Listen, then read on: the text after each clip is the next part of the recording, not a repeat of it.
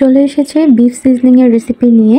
তো নরমালি যেভাবে বানানো হয় আমি সেভাবে না, আমি যেভাবে বানাই আজকে সেই রেসিপিটাই আপনাদের সাথে শেয়ার করব। আমি এখানে মাংস স্লাইস করে নিয়েছি, আদা রসুন বাটা, জিরার গুঁড়া, ধনিয়া গুঁড়া, মরিচের গুঁড়া, গোলমরিচের গুঁড়া, গরম মশলার গুঁড়া এবং একটা ডিম, এগুলি দিয়ে আমি কিছুক্ষণের জন্য মাখিয়ে রেখেছিলাম। এখন আমি কিছু আলু স্লাইস করে নিয়েছি এবং সেগুলোর মধ্যে মশলা মাখিয়ে নিচ্ছি। আলুগুলোর মধ্যে একটুখানি ধনিয়া গুঁড়া, জিরার গুঁড়া, একটু আদা রসুন বাটা দিয়ে আমি মাখিয়ে রেখেছিলাম। এখন আমি মাখিয়ে রাখা মাংসটার মধ্যে কিছু কর্নফ্লাওয়ার দিয়ে আবারও মাখিয়ে সেট করে রাখছি এবং আলুগুলোর মধ্যে কিছু কর্নফ্লাওয়ার দিয়ে সেট করে রেখেছি।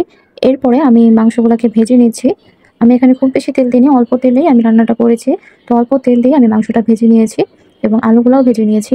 নরমালি এগুলোতে গাজর, ক্যাপসিকাম দেওয়া হয়। যেহেতু ক্যাপসিকামটা আমি বা আমার ফ্যামিলির কেউ খাই না আর গাজরটা আমার হাতের কাছে ছিল না, তাই আমি আলুটা দিয়েই বানিয়েছি এবং আলুটা দিয়ে বানালে অন্যরকম একটা টেস্ট আসে। মাংসটা আলুটা ভাজার পরে এবার চলে যাচ্ছি মেন রান্নায়। আমি একটা কড়াইতে কিছুটা তেল গরম করে এর মধ্যে দিয়ে দিচ্ছি রসুন কুচি এবং রসুন কুচিটা ভাজা হয়ে গেলে এর মধ্যে দিয়ে দিচ্ছি বড় বড় টুকরো করে রাখা কিছু পেঁয়াজ। পেঁয়াজটা হালকা ভাজা হয়ে গেলে ভাজা মাংস এবং আলুটা দিয়ে দিব, তারপরে কিছুক্ষণ নেড়ে দিব। এখন নাড়াচাড়া করার পরে আমি একটা সস বানিয়ে রেখেছি, সেই সসটা দিয়ে দিব। Soya sauce, tomato sauce, oyster sauce এবং কিছুটা পানি দিয়ে আমি একটা সস বানিয়ে রেখেছিলাম, সেই সসটাই দিয়ে দিচ্ছি। সস দিয়ে কিছুক্ষণ নেড়েচেড়ে দেওয়ার পরে আমি কর্নফ্লাওয়ার গুলানো পানি দিয়ে দিব। এরপরে দিয়ে দিচ্ছি গোলমরিচের গুঁড়া। কিছুক্ষণ নেড়েচেড়ে দিলেই রেডি হয়ে যাবে আমার স্টাইলের করা বিফ সিজনিং।